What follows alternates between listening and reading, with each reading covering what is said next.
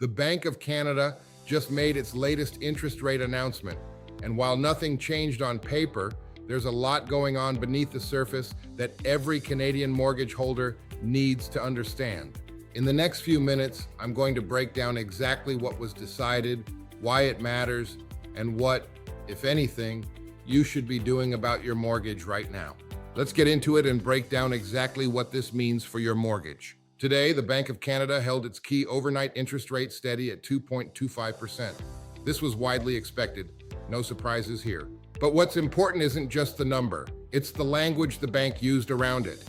They acknowledged that inflation has eased over the past year, which is good news. But they were quick to point out that significant uncertainty remains, both globally and here at home. Specifically, they flagged two things. Geopolitical tensions and rising oil prices are adding upward pressure to inflation, while at the same time, early signs of slower economic growth are starting to emerge in Canada. So the bank is essentially watching two forces pulling in opposite directions. And for now, they've decided to hold and wait for more data. Now, what does this actually mean for you if you have a mortgage? The short answer, no immediate change to your borrowing costs. If you have a variable rate mortgage or a home equity line of credit tied to the prime rate, your rate stays exactly where it is. No adjustment to your payments, no change to your interest costs, at least not today. For those of you on a fixed rate, this decision doesn't directly affect your current mortgage either, but it does matter when your renewal comes around because fixed rates are influenced by bond markets and the broader economic outlook, both of which are shifting. The key takeaway here is that the status quo holds for now. So what does the road ahead look like? The base case among most economists right now is that the Bank of Canada holds rates steady through the rest of 2026. But, and this is important, that view is highly data dependent.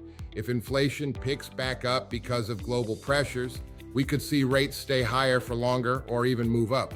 On the other hand, if the Canadian economy slows more than expected, there's a case to be made for cuts later in the year. The honest answer is no one knows for certain. And that uncertainty is exactly why it pays to be proactive with your mortgage strategy rather than reactive. Here's the thing, just because rates are on hold doesn't mean your mortgage situation is perfectly optimized. Ask yourself a few questions. Are you coming up for renewal in the next 6 to 12 months? Now is the time to start looking at your options, not the week your term expires. Are you on a variable rate and feeling uncertain about where things are headed? There may be value in reviewing whether locking in makes sense for your situation, or maybe your life circumstances have simply changed. Your income, your goals, your timeline, and your current mortgage product no longer fits the way it once did. Whatever your situation, a brief review now can make a meaningful difference when conditions eventually do change. If any of that resonates with you, I'd love to connect. I'm happy to sit down with you, no pressure, no obligation, and walk through your specific situation to make sure you're in the best possible position. There's a link below to book a quick call, or you can reach out directly through the contact info in the description. If you found this helpful, please give it a like, subscribe for more mortgage and rate updates, and share it with anyone you know who might be wondering what this means. Thanks for watching. I'll see you in the next one.